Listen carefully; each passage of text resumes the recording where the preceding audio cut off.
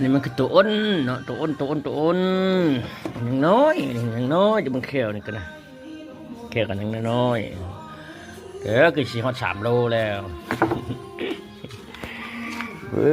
อ้นเกิดเดือน7 7 8 9 10 11 12ห้อย5 เดือนเลยเนาะตัวเนาะ3 โล 2 โล 8 2 โล 8 2 โล 8เด็กๆจะเคยกี่อ้นมันจะเดือนนี้เกิดเดือน8 3 เดือนเดือน8ที4 เดือน8 4 เดือนนึง5 เดือนด้วย8 9 10 11 12 เดือน1 5 เดือนด้วย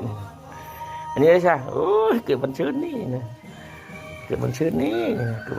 บักกะลอยบักกะน้อยเกิดวันชื้นนี้เกิดวันชื้นนี้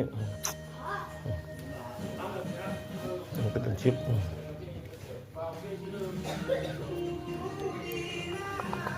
โอ้ยหนังหน้ากระดุดหน้าหูคอนี่อ